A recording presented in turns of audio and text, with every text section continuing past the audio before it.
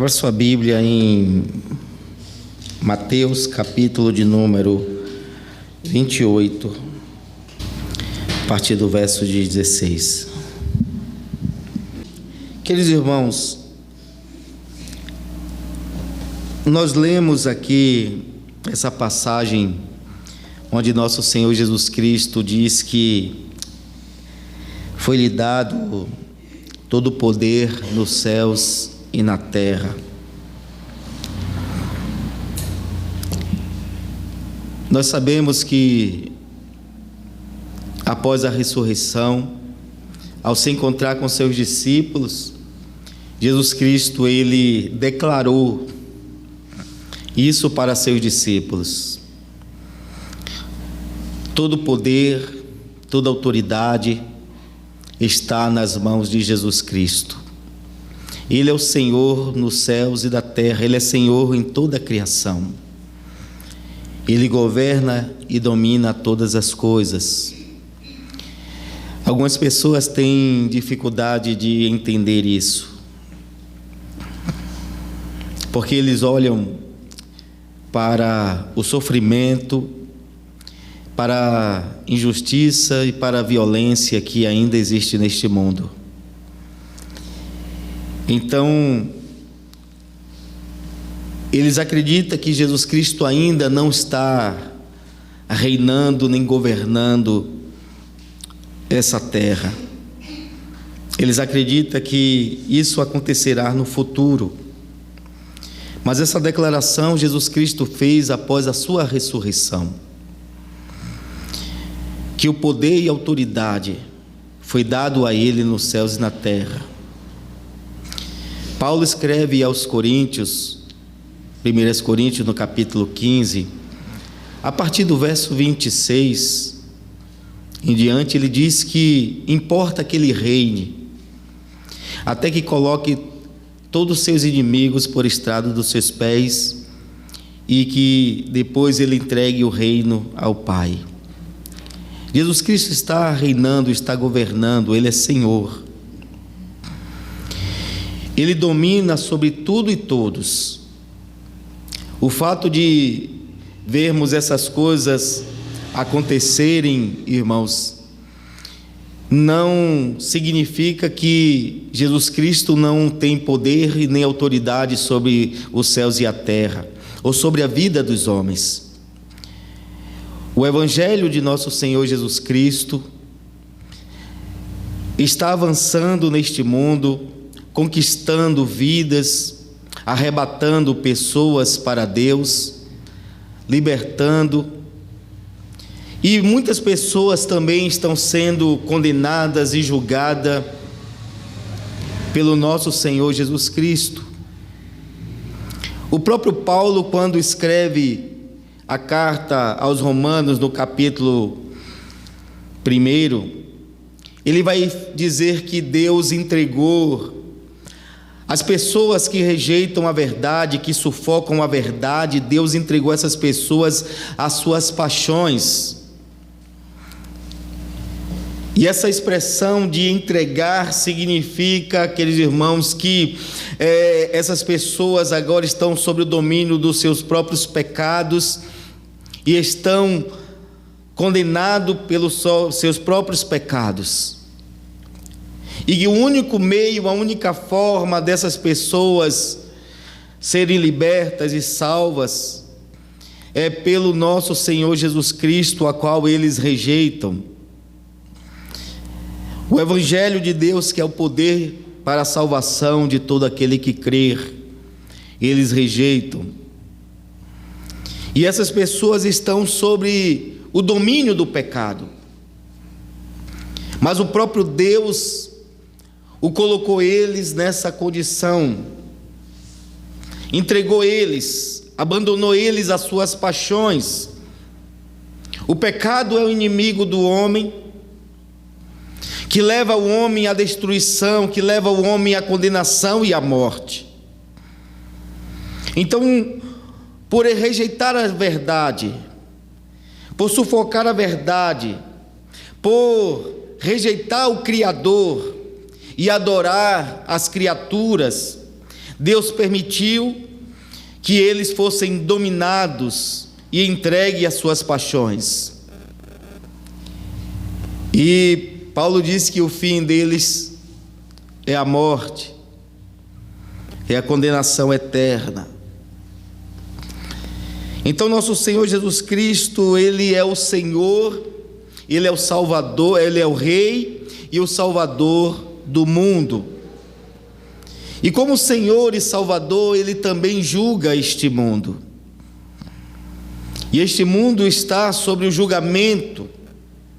Jesus foi enviado justamente para salvar os homens. Mas muitos rejeitaram o nosso Senhor Jesus Cristo.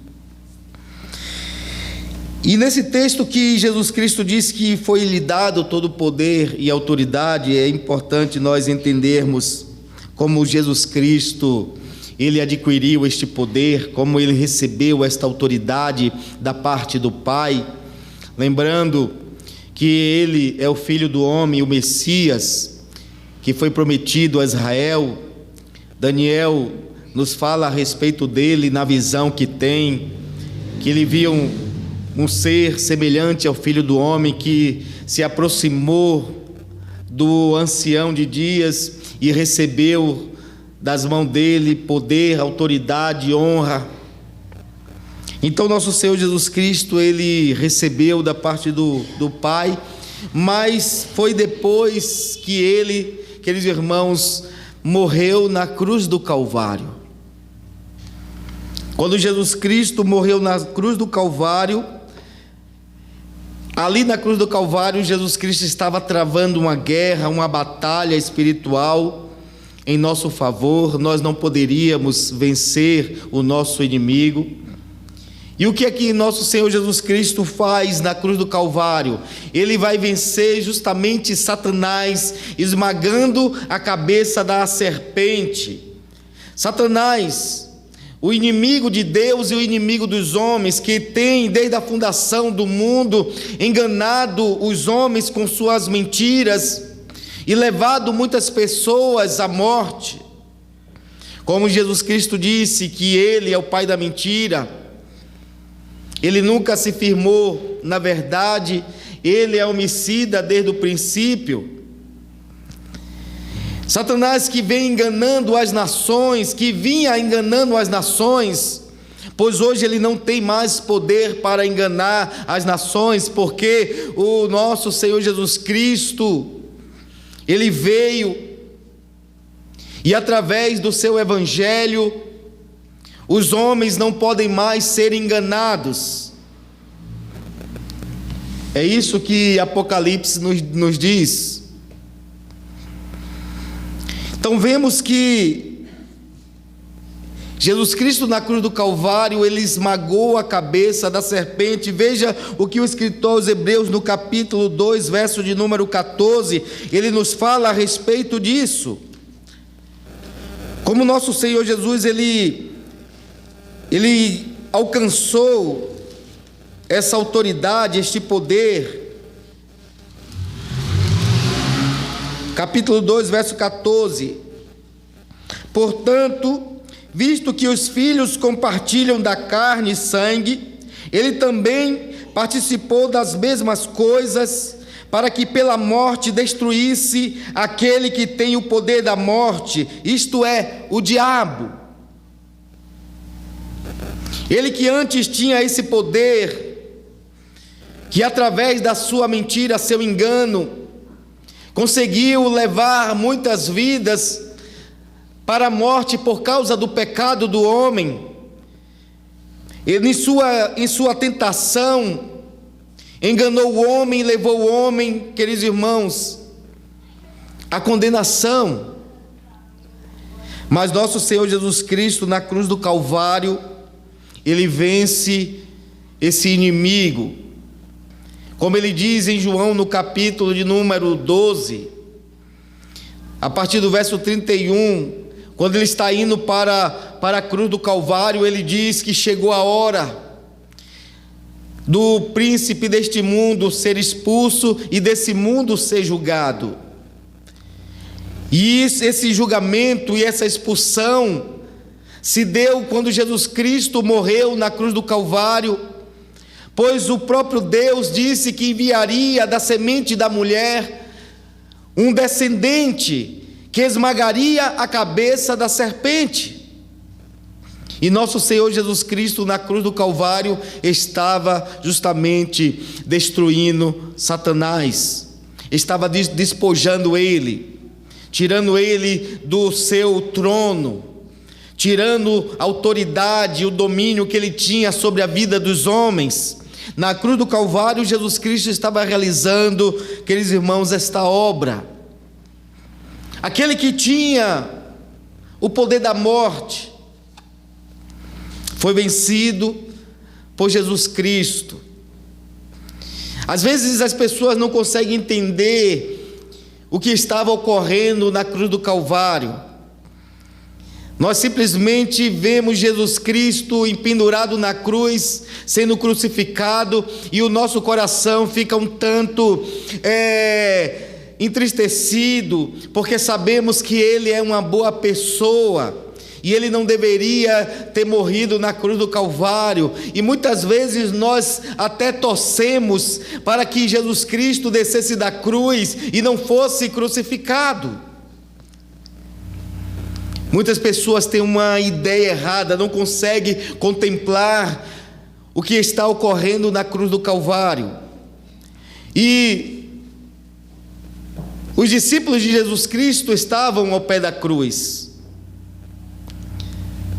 As mulheres estavam ali ao pé da cruz e estavam chorando porque Jesus Cristo estava sendo crucificado.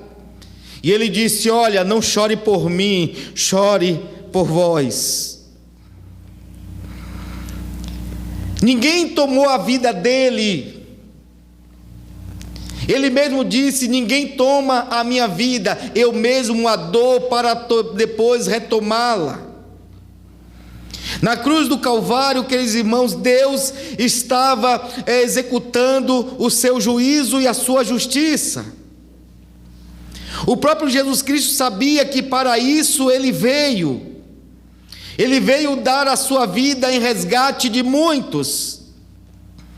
Então Ele não estava na cruz ali porque os homens queriam que Ele estivesse.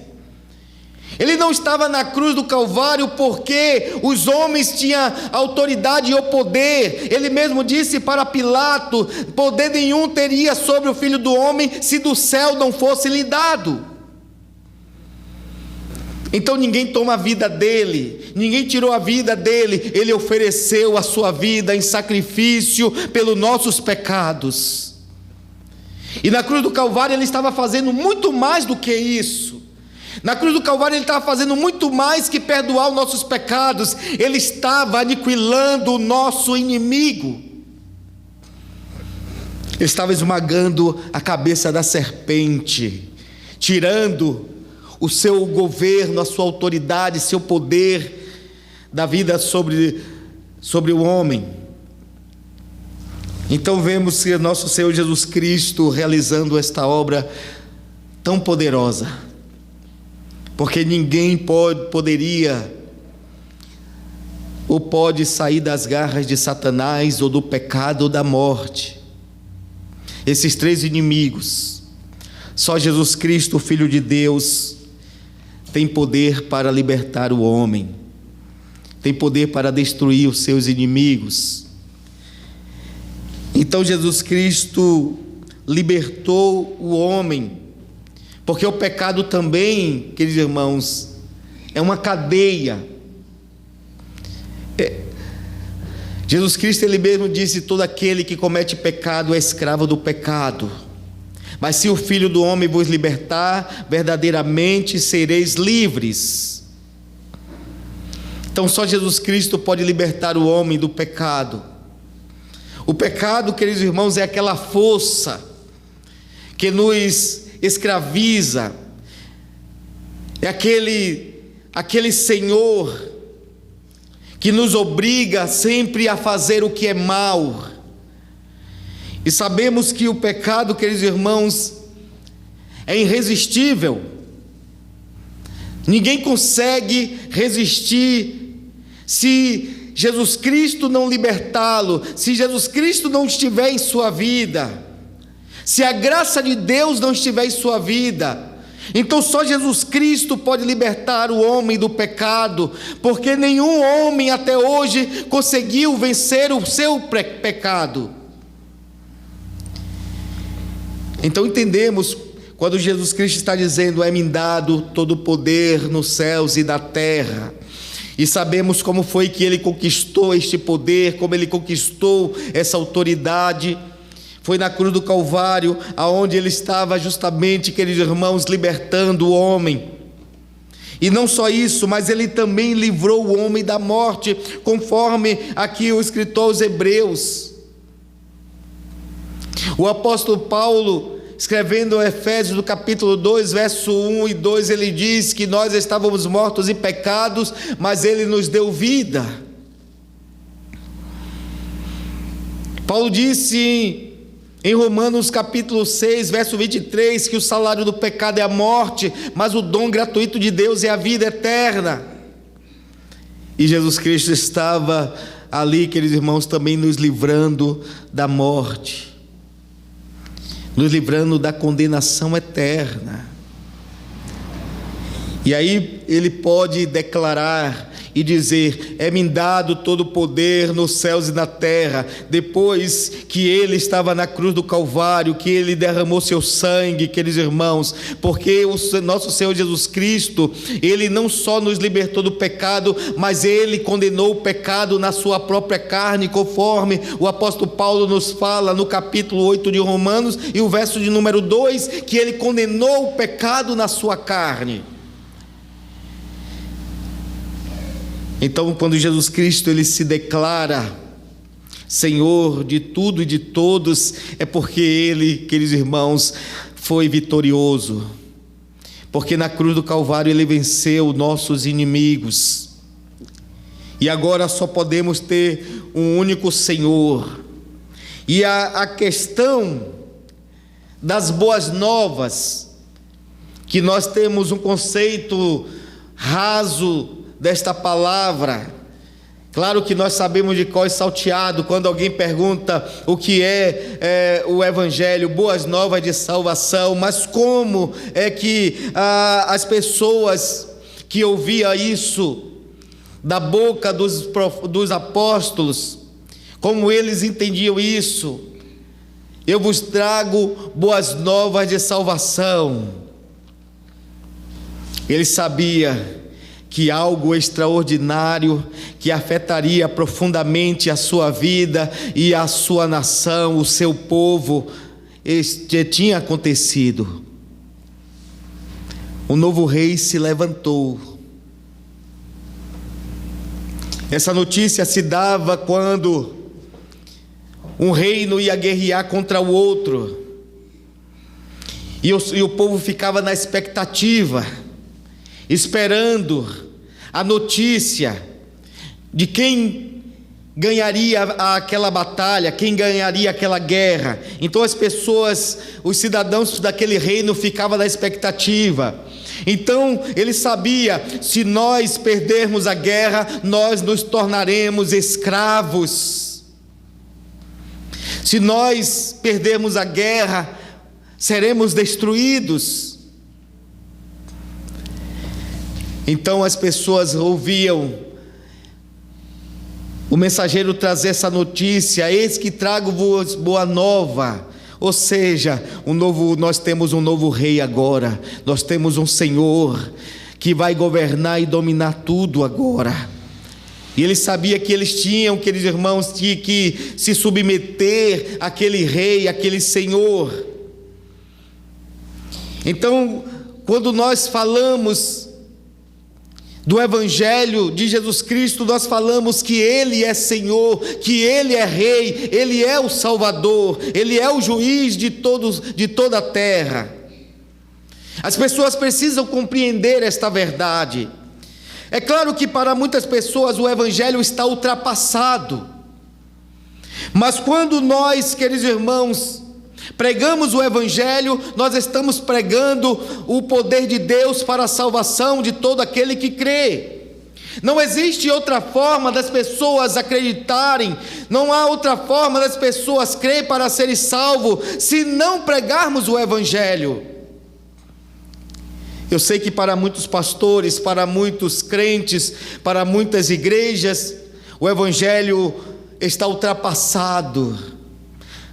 Eles querem uma mensagem nova, eles querem algo novo que atraia o público, que atraia as pessoas para a sua igreja, mas nós sabemos que o Evangelho é o poder de Deus para a salvação de todo aquele que crê. Porque o homem, ele transgrediu a lei de Deus, o homem pecou, e por causa do pecado veio a morte, e o homem passou a ser escravo do pecado. E não só isso, ele se tornou alienado de Deus, ele foi destituído da glória de Deus.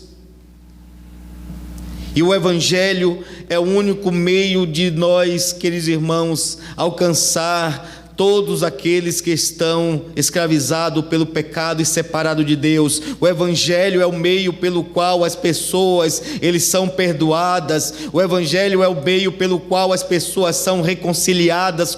O Evangelho é o meio pelo qual as pessoas recebem a graça de Deus, recebem o dom de Deus, recebem a vida eterna.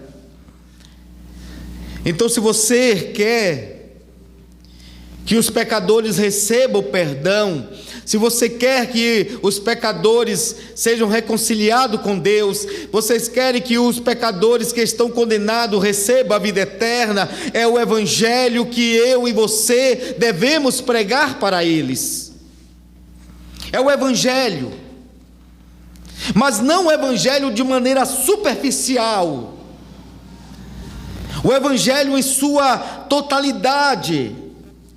Porque o apóstolo Paulo, ele vai justamente nos dizer, queridos irmãos, que o Evangelho é o poder de Deus, e nele nós descobrimos a justiça de Deus. Então, por que nós estamos falando isso? Porque Jesus Cristo disse que nós deveríamos pregar o Evangelho e fazer discípulos de todas as nações, pregando em nome do Pai, do Filho e do Espírito Santo, e ensinando a obedecer tudo aquilo que Jesus Cristo ordenou. Então, devemos pregar o Evangelho para fazer discípulos. A igreja está cheia de crentes, as igrejas estão cheias de crentes, e tem poucos discípulos na igreja. Porque ser crente é acreditar em alguma coisa, é acreditar em uma pessoa, ou acreditar em uma instituição. Ser crente é isso. E até o diabo é crente. O diabo crê em Deus que até estremece. Mas o importante, queridos irmãos, é sermos discípulos de Jesus. Como falamos, a igreja está cheia de crentes. O que tem de crentes nas igrejas, mas o que falta é discípulos. Discípulos de Jesus Cristo, a qual ele disse: ide por todo mundo e pregai o Evangelho, fazendo discípulos de todas as nações. E Jesus Cristo, ele disse que nós deveríamos ensinar para essas pessoas a obedecer. Então, é pregando o Evangelho que nós formamos discípulos.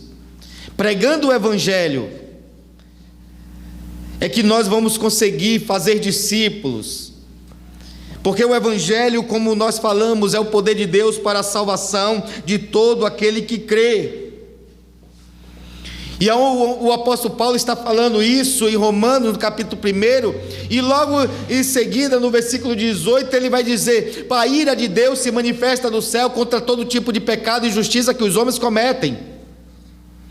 Então os homens precisam ser salvos. Ser salvo de quê? Ser salvo de Deus. Precisa ser salvo de quê? Ser salvo da ira de Deus.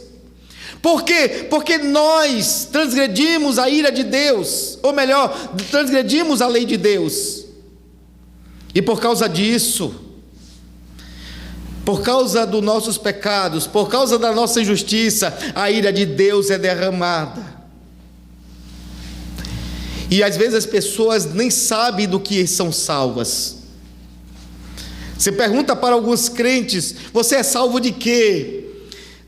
Eu sou salvo do mundo, eu sou salvo do pecado. E alguns ficam espantados quando nós falamos: eu sou salvo de Deus. Salvo de Deus, sim. É dele que eu preciso me salvar. É dele que nós precisamos, porque foi a lei dele que nós transgredimos. E esse Deus, que é um Deus santo, um Deus justo, um Deus misericordioso, um Deus de amor, é desse Deus que nós precisamos, irmãos, em nossas vidas. É desse Deus. E aí o apóstolo Paulo vai nos dizer que do céu se manifesta a ira de Deus contra todo tipo de pecado e injustiça que os homens cometem. E o próprio Deus nos salva da sua ira. O próprio Deus nos salva, queridos irmãos, do seu juízo. Em sua graça, em sua misericórdia, em seu grande amor, Ele nos salva da sua ira. Ele nos salva do seu juízo. Então o Evangelho, ele livra o homem da condenação eterna. E o apóstolo Paulo diz que a fé, ela vem pelo ouvir e ouvir a palavra de Deus. Em Romanos capítulo 10, verso 17. Eu preciso crer. Mas para eu crer, eu preciso ouvir o Evangelho. Porque se eu não ouvir o Evangelho, eu não tenho como crer em Deus. E é crer, queridos irmãos, em Deus e crer no seu Filho. O Senhor Jesus Cristo disse em João no capítulo 14: crer em Deus, crer também em mim. Devemos crer no Pai e crer também no Filho. Porque a fé vem pelo ouvir. Porque muitas pessoas não têm uma fé salvadora. Porque a maioria das pessoas não tem uma fé viva. Porque não é o Evangelho que eles estão ouvindo. Eles estão ouvindo promessas de homens. Eles estão ouvindo aquilo que é segundo o seu próprio coração. Eles não estão ouvindo o Evangelho. Mas como o apóstolo Paulo diz que o Evangelho é o poder de Deus para a salvação de todo aquele que crê, porque nele, no Evangelho, se descobre a justiça de Deus. Nele nós vamos ver a justiça de Deus, no Evangelho. Então, quando nós pregamos o Evangelho, nós falamos de quê? Nós falamos de Jesus Cristo que morreu na cruz do Calvário. E por que Jesus Cristo morreu na cruz do Calvário? Ele morreu para justamente cumprir a lei, para satisfazer a lei. Nosso Senhor Jesus Cristo foi dado. Mas quando falamos, queridos irmãos, do Evangelho, não é simplesmente a morte de Jesus Cristo na cruz do Calvário, mas é o seu nascimento, ou melhor, a sua encarnação, seu nascimento virginal, a sua vida perfeita, a sua morte na cruz, a sua ressurreição e a sua glorificação. Isso compõe o Evangelho, as boas novas de salvação. Deus enviou o seu Filho ao mundo para salvar os pecadores. Deus enviou. E Jesus Cristo, queridos irmãos, que estava com Deus e que é Deus, Ele tomou a forma de homem, Ele se encarnou para morrer a morte de cruz. Em Jesus Cristo, Deus está cumprindo toda a justiça. A lei exige perfeição total. A lei exige obediência.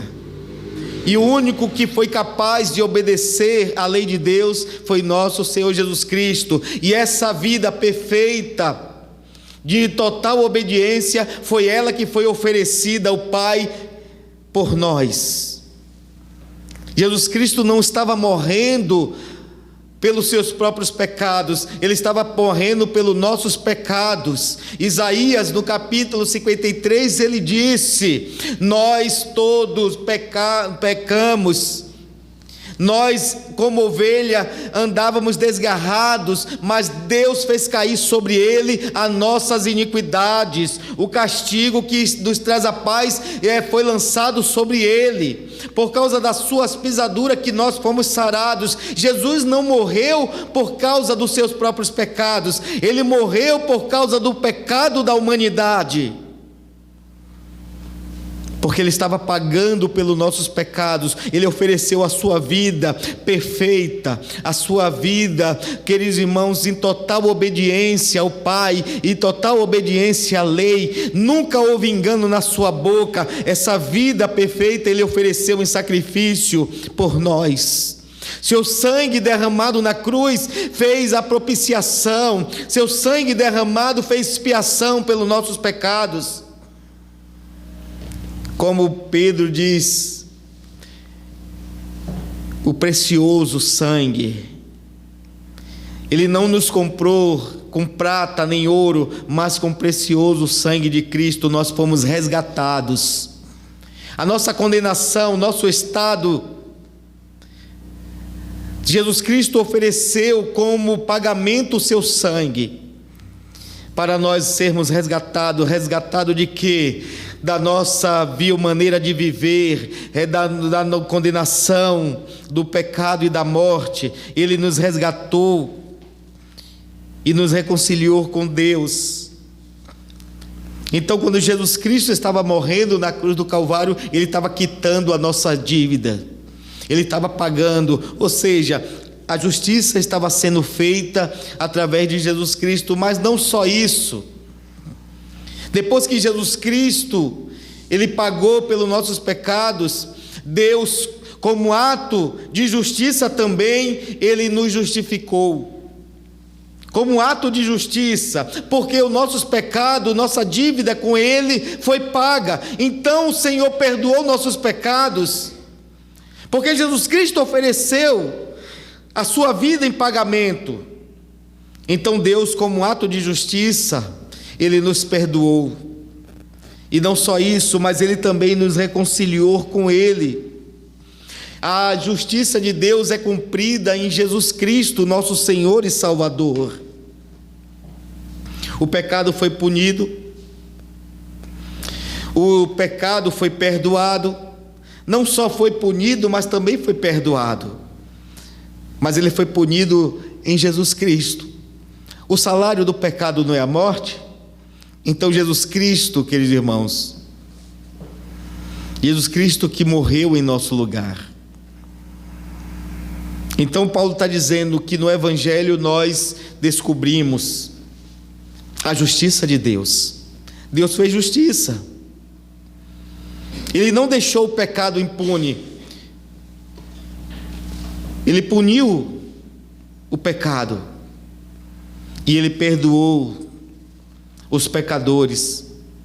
Ele puniu o pecado em Jesus Cristo, os nossos pecados. Jesus Cristo levou sobre Ele, e aí a ira de Deus, o castigo de Deus caiu sobre Ele. Isaías descreve que Deus se agradou em moê-lo. A ira de Deus foi derramada. Então o Evangelho nós precisamos pregar, e é através do Evangelho que nós vamos fazer discípulos. As pessoas vão crer quando nós pregarmos o Evangelho. Eles vão crer no Senhor Jesus Cristo, e eles vão receber a graça de Deus, a salvação como um dom, como uma graça. Eles vão receber o Espírito Santo, ele vai receber a vida eterna. eles vão receber o perdão dos pecados.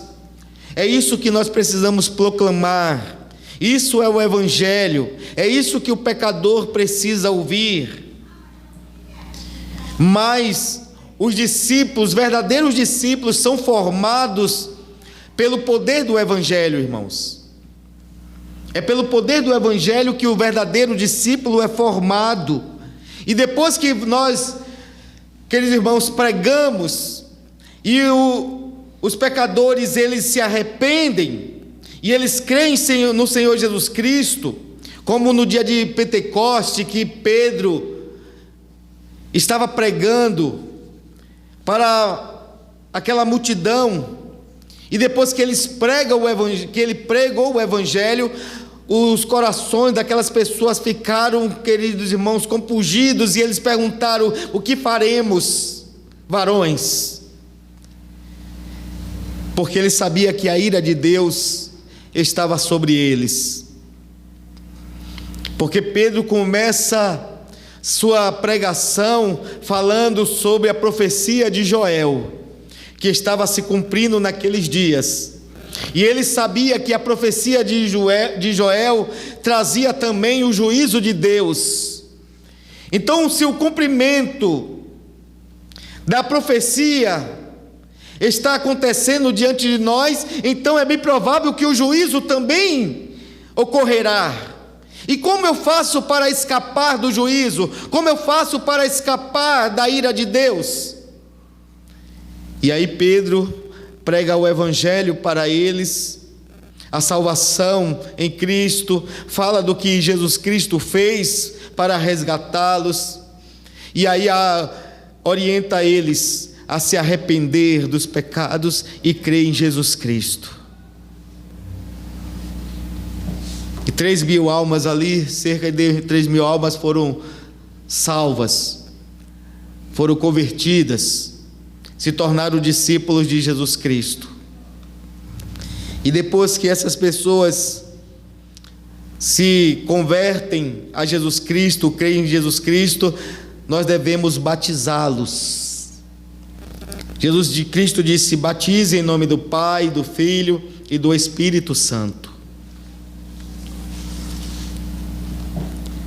O batismo, queridos irmãos, é a nossa confissão de fé pública. Mas precisamos entender o que também ocorre no batismo. Paulo está dizendo em Romanos capítulo 6 que nós somos unidos a Cristo pelo batismo. Nós somos sepultados com Cristo pelo batismo e somos ressuscitados com Cristo pelo batismo. É importante nós entendermos isso. No batismo, queridos irmãos, conforme Paulo está dizendo também, que o nosso velho eu, o nosso velho homem, ele é sepultado, e uma nova vida nós adquirimos, nós recebemos de Deus. O batismo significa isso, que está ocorrendo uma nova criação. No batismo está dizendo que uma nova criatura está nascendo. O batismo está dizendo, queridos irmãos, que nós estamos entrando no reino de Deus, conforme Jesus Cristo disse: é necessário que vocês nasçam da água e do Espírito, para vocês verem o reino de Deus. Então, quando nós estamos sendo batizados, nós estamos entrando no reino de Deus. Uma nova criação está sendo formada, uma nova criatura está nascendo. No batismo está ocorrendo purificação, santificação.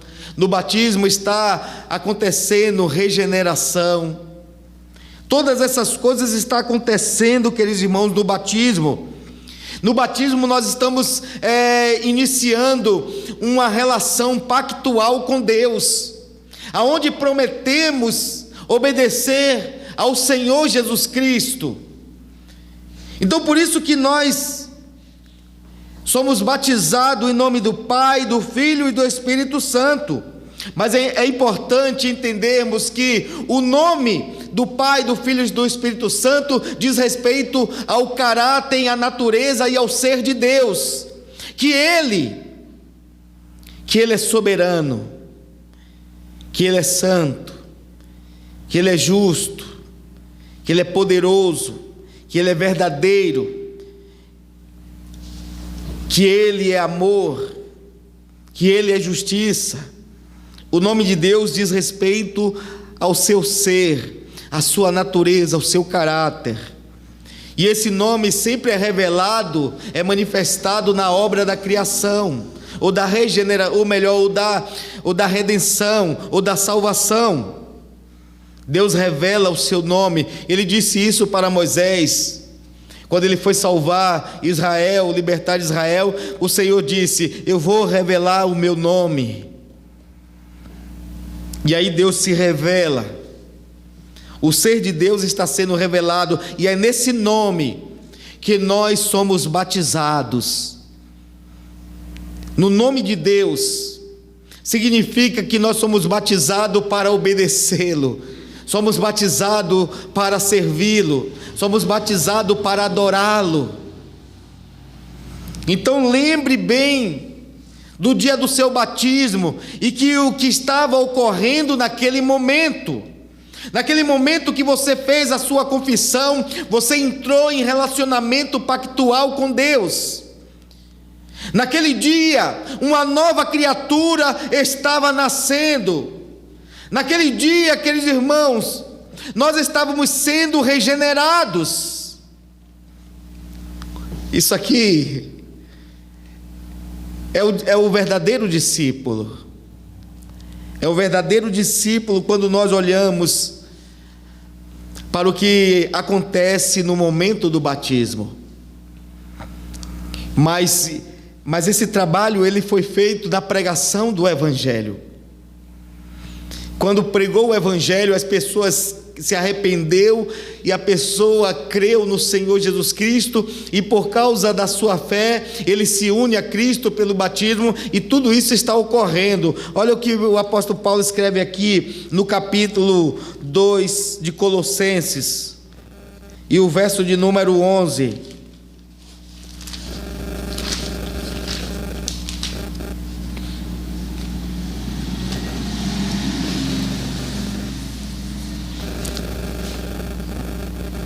Nele também fostes circuncidados com a circuncisão que não é feita por mão humana, o despojar da carne pecaminosa, isto é, a circuncisão de Cristo, sepultados com ele no batismo, com quem também foste ressuscitado pela fé no poder de Deus, que o ressuscitou dentre os mortos.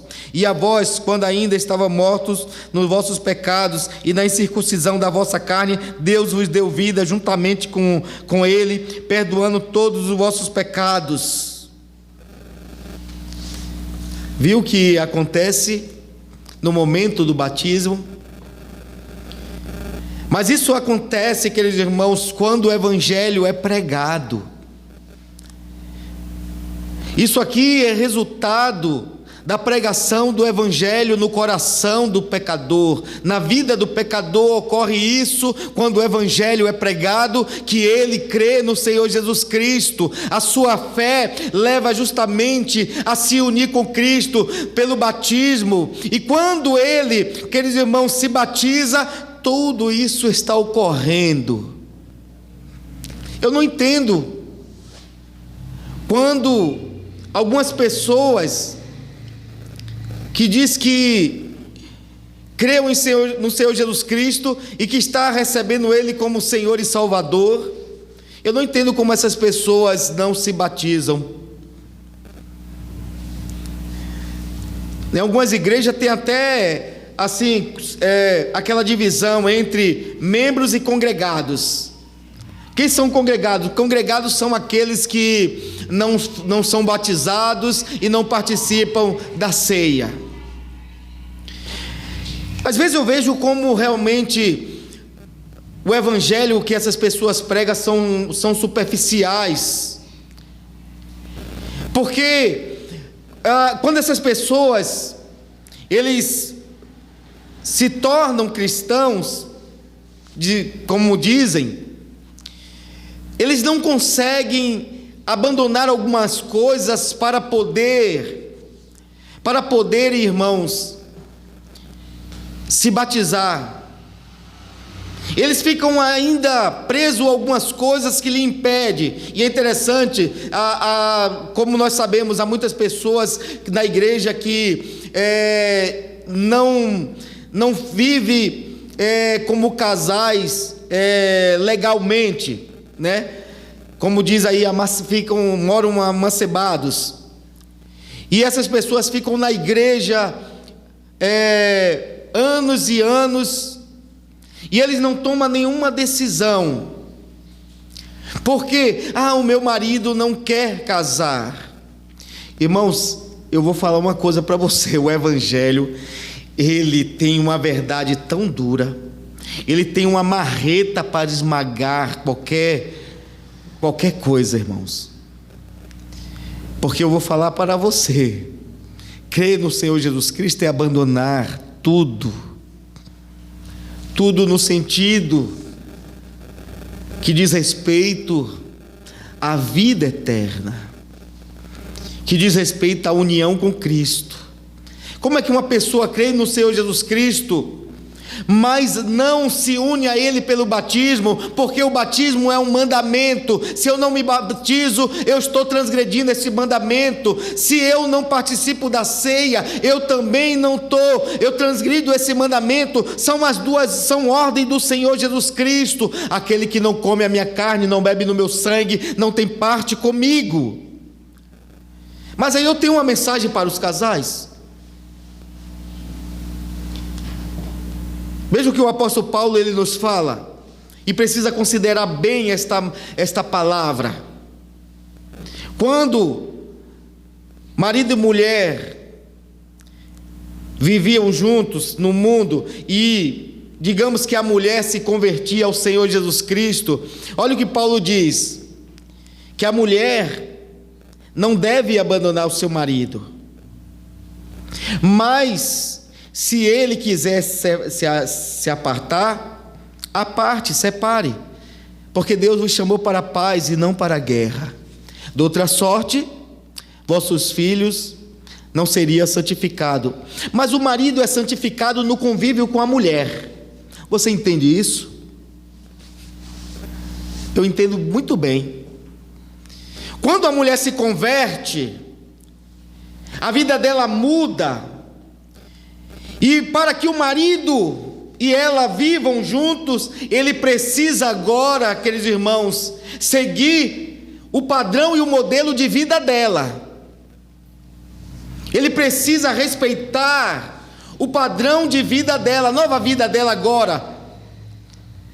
Ele não vai viver com ela como ele vivia antes, não. É por isso que o apóstolo Paulo está dizendo: de outra sorte, eles são santificados pelo convívio.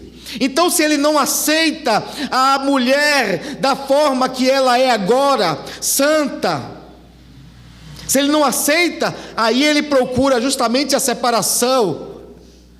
Mas a condição para viver com a mulher, queridos irmãos, agora é a condição de Cristo.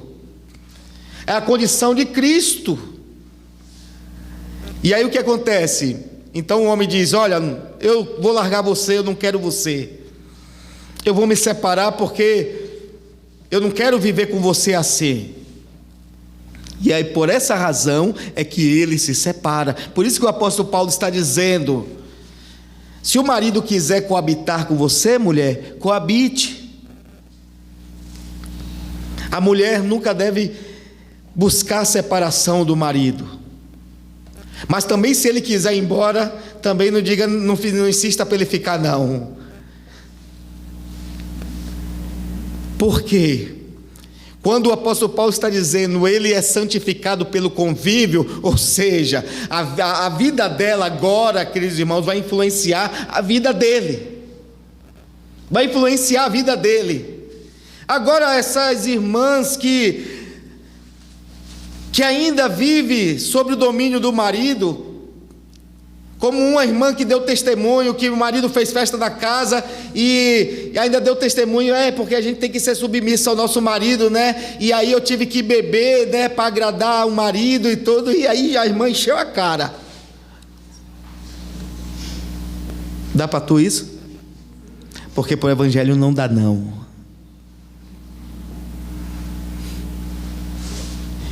Primeiro que quando marido e mulher vivem juntos, eles não são legais, marido e mulher, legalmente. Ele não foi lá fazer os votos, ele não fez lá a sua confissão, não, ele não fez nada disso. Ele precisa, diante de Deus e da testemunha, ir fazer seus votos. Eu prometo amar, respeitar, honrar, cuidar. Ele precisa fazer isso. Ele precisa ir diante das autoridades que Deus constituiu, dos juízes que Deus constituiu para administrar essa situação. Então a mulher vai ficar, meu marido, que marido, mulher? Você já teve 5, o que você tem não é seu. Então as pessoas vivem nisso, um evangelho que as pessoas não se desprendem, mas estão ali, sabe? Aí não batiza, não toma ceia, eu não sei como é bem isso. E aí tem uns pastores que eu não tenho problema que uma irmã na igreja está congregando, que ela não é casada, eu batizo ela e dou ceia para ela. E aí? Aí como é? Aí o marido um dia vai embora, tal. Aí aquela irmã arruma outro marido não quer casar, fica naquela vida, não, já sou batizado, já tudo ok. É que o homem que eu arrumei agora não quer casar. Esse tipo de coisas, como é que a igreja vira? A igreja que deveria ser santa, modelo, diferente para esse mundo, age conforme o mundo, de acordo com o mundo. Olha, o evangelho, irmãos, faz a gente abrir mão das coisas. O evangelho faz a gente querer a vida eterna, a reconciliação com Deus. O evangelho, ele faz isso, ele cria esse desejo no coração. Então nós precisamos entender realmente o que é que o evangelho faz na vida da pessoa. Leva a gente a sofrer por amor a Cristo. Porque o que é um discípulo de Jesus Cristo, irmãos? Um discípulo de Jesus Cristo, primeiro, ele nega a si mesmo. Jesus Cristo diz: olha, aquele que quer vir após mim, negue-se a si mesmo, tome a sua cruz e me siga. A cruz é o instrumento de morte, aonde você nega a sua vontade para fazer a vontade do Pai, para fazer a vontade de Jesus, como Ele fez. Ele tomou a cruz dele para fazer a vontade do Pai. Então o discípulo de Jesus Cristo é alguém que toma a cruz, é alguém que nega a si mesmo, é alguém que faz a vontade do Pai ao invés da sua própria vontade. Um discípulo é alguém, queridos irmãos, que é conhecido como discípulo por amar uns aos outros, conforme Jesus Cristo disse em João no capítulo 13: se amar uns aos outros, saberão que vocês são meus discípulos. O discípulo é conhecido pelo amor, é conhecido também pelo ódio que o mundo sente dele. Então nós precisamos entender. O discípulo, ele diz: eu não vivo mais eu, mas Cristo vive em mim. A vida que eu vivia na carne, agora eu vivo pelo Filho de Deus. Então, ser um discípulo de Jesus Cristo é isso, igreja. Como se forma discípulo de Jesus Cristo? A igreja está cheia de crente, mas temos poucos discípulos. Porque são os discípulos que fazem com que a igreja cresça. São os discípulos que expandem o evangelho. Porque os discípulos de Jesus Cristo, eles criaram outros discípulos, formaram outros discípulos. E como eles fizeram isso? Eles fizeram pelo poder do evangelho. Foi pregando o evangelho, foi discipulando, ensinando. Então, o evangelho, ele mostra qual é a condição do homem perante Deus. A sua condição perante Deus é esta: você morrer, você vai prestar conta, você será julgado, será condenado. Essa é a sua condição. Mas Deus, no seu infinito amor, enviou seu Filho para salvá-lo. É assim que o evangelho nos mostra. É isso que o evangelho nos diz. Então não é essa conversa fiada, irmãos. Nós precisamos entender que a nossa vida aqui é passageira. Podemos viver aqui, comer, beber, casar, dar em casamento, mas uma hora nós sabemos que vamos ter que nos encontrar com o Senhor. Paulo disse que Deus já determinou um dia pelo qual julgará este mundo, através de Jesus Cristo, que Ele é o juiz, Ele vai julgar. A Bíblia diz que todos nós compareceremos perante o tribunal de Cristo, para sermos julgados pelas nossas obras, o que fizemos de bom e mal por meio do corpo, seremos julgados. E como vamos escapar desse julgamento, igreja? Como vamos escapar da sentença, do veredito, se nós não crermos em Jesus Cristo agora e nos tornarmos verdadeiros discípulos? Lembre o que ocorre justamente no batismo. Lembre a nossa confissão. Lembre o que é ser um discípulo. Não seja um mero crente, seja um discípulo de Jesus. Porque naquele dia, Jesus Cristo mesmo já diz em Mateus capítulo 7, naquele dia muitos vão dizer: Senhor, Senhor. Expulsamos demônios, falamos em línguas, profetizamos. Naquele dia muitos vão se justificar, vão procurar justificação. E Jesus Cristo vai dizer: apartai-vos de mim, que eu não vos conheço. Amém, igreja? Que a gente seja discípulo e não crentes, irmãos. Fiquemos em pé.